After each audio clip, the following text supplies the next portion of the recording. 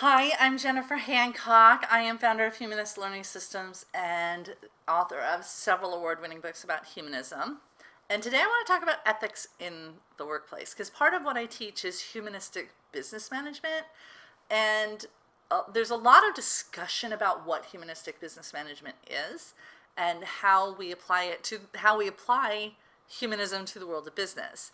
So let's start by kind of defining what humanism is. Humanism is an ethical philosophy of life that, without supernaturalism, affirms our ability and responsibility to lead ethical lives of personal fulfillment that aspire to the greater good of humanity.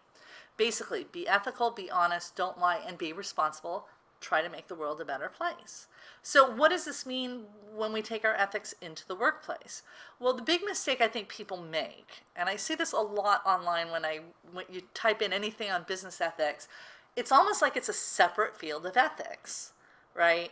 That there's business ethics and then there's personal ethics. And the reality is, from a humanist standpoint, there's just personal ethics. If it's personally unethical, it's also unethical in business. There is no distinction for us between our personal ethics and our business ethics because the overriding values that we have about making the world a better place and being compassionate in how we go about doing that, how we define making the world a better place is defined by our compassion. There is no other ethical system, right? I mean, if that is not what's driving your ethics, then what is? Is making money the only good? Well, I'm not opposed to making money. I'm in business to make money. Go to my website, buy some of my courses, please. But I'm not making money just to make money.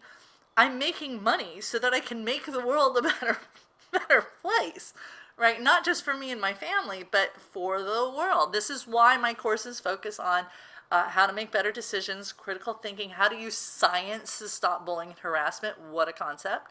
All right.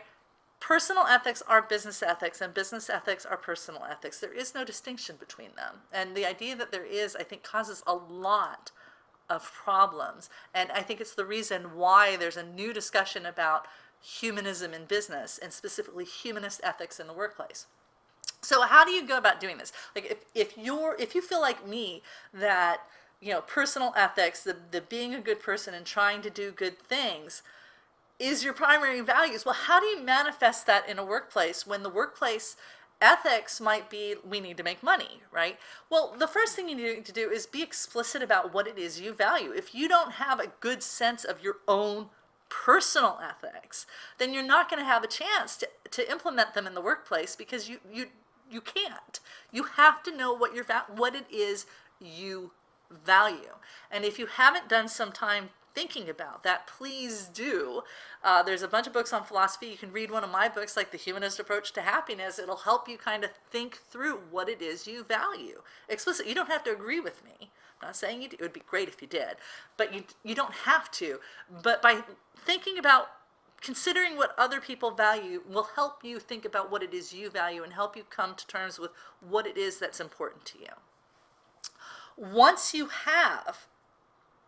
very clear on what it is you value and how you want to live your life, what sort of person you personally want to be, you are now in a position to make your decisions using your ethics. Actively invoke your ethics in your decision making. Think, what is the ethical thing to do here? Not will it make money, but what is the ethical or right thing to do based on what I think my ethics are. All right? Actively make decisions using your ethics. Don't be shy about them. If you're in a group discussion in the workplace about a decision making, bring up the personal ethics explicitly so that people have this as part of get used to doing this as part of decision making. Because if you don't actively and explicitly invoke your ethics in your decision making, then you've actively decided to not use your ethics in your decision making, and that's unethical or amoral. Not immoral, but amoral, not moral, lacking moral. The third thing that you should do is consider, because this is not easy, like if you're in a workplace that doesn't actively consider these things to begin with, then there's a change process that has to occur as part of this process. And it's a good idea to understand how the science of how people change their behavior so that you can integrate how you're using your ethics and decision making as part of a change process to normalize the invocation of personal ethics in the decision making process.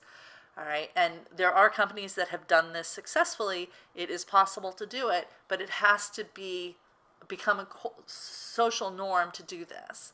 All right. If you want to learn more about humanistic management, I suggest my course, Principles of Humanistic Management. I also have books and things like that on the philosophy of humanism that you can learn about. So go to my website, humanistlearning.com, and sign up for my newsletter. I have a blog and I have the vlog, and I have a lot of online courses, some of which are free, that you can learn about the philosophy of humanism. And that, even if you're not a humanist, that's okay. By learning about humanism, it'll help you think, what do I agree with this? Do I not agree with it? And that's the process of making your own values explicit to you so that you're clear on what it is you value.